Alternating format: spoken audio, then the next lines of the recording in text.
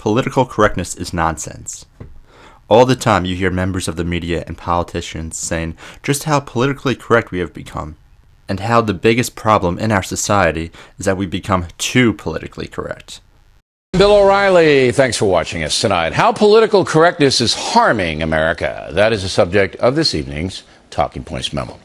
Hard to believe how out of control this PC madness really is. Arms with crazy political correctness. A dual threat, political correctness and jihad. After all, the road to Armageddon is paved with political correctness. What the hell does that even mean? Alright, let's look at the definition. Politically correct. Agreeing with the idea that people should be careful to not use language or behave in a way that could offend a particular group of people. Alright, so our biggest problem in this country is that we are too sensitive in our language that we use to particular groups of people.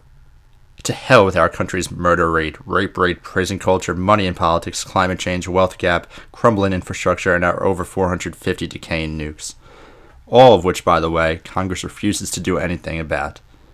Let's hear from these congressmen on how our country's main problem is that we are too politically correct. Political correctness that we have embraced. Enough already. We've gotten into this mindset of fighting politically correct wars. We have to stop with political correctness. We have to get down to creating a country. We've been wearing this political correctness kind of like a suicide vest. Now, let's examine the evidence. Everybody seems to agree that college campuses today have just become too damn politically correct. For example, let's look at Janice Heapy, a California newspaper publisher who was booed off the stage in December while trying to warn a college audience about the danger of surrendering civil liberties in the war against terror. That took place just recently, back on January 21st, 2002. Okay, so political correctness on college campuses started in early 2000s. That's fine, that is still the millennial generation. And everybody knows that the millennials are just too sensitive towards different perspectives, that they make sure no different speech gets through. Millennials have always been like that. Look at this New York Times article of President Bush attacking what he called the notion of political correctness, saying it had led to inquisitions, censorship, and bullying on some college campuses. And that goes back to May 5th, 1991. President George H.W. Bush. Wait, that was before the millennials, so what's going on here? Let's really think about this. Why would somebody want to make a speech on a college campus when compared to, let's say, a nursing home? It probably has something to do with them being younger, more open-minded, and have much more life to live. Those are the people you want to persuade. You also want to go to a college campus where they are all grouped together and you could talk to hundreds at a time. You obviously wouldn't go door to door giving your speech. Okay, let's think about where else are there young adults grouped together by the hundreds. A concert? An amusement park? A beach? A club? Yeah, so you clearly wouldn't want to go to either of those. Obviously, it makes sense that speakers want to go to college campuses over anywhere else. It's the simple law of averages.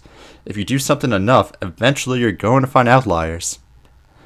If I flip a coin 1,000 times, and if I know that 0.1% of the time it will land on its side, I would expect the coin to land on its side one time out of 1,000 flips.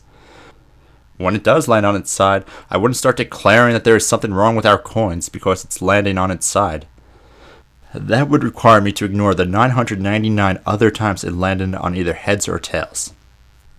People treat political correctness like they do religion. They cherry-pick the parts that they already believe in and ignore the parts that run contrary to their beliefs. So, if you believe that colleges are too politically correct, you're going to love an article like this. Emory University in Atlanta, where students of the social justice groups were upset when someone chalked Trump 2016 on sidewalks. Sure, those same people are ignoring the 4,140 other colleges that are inside the United States. just like we will ignore the 999 other times this flip was missed.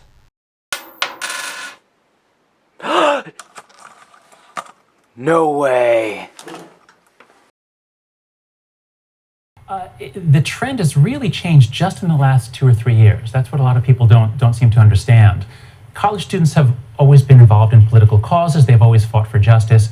But the new idea is that people are so fragile that if someone says something, they could actually cause trauma in a member of these protected groups. That's new.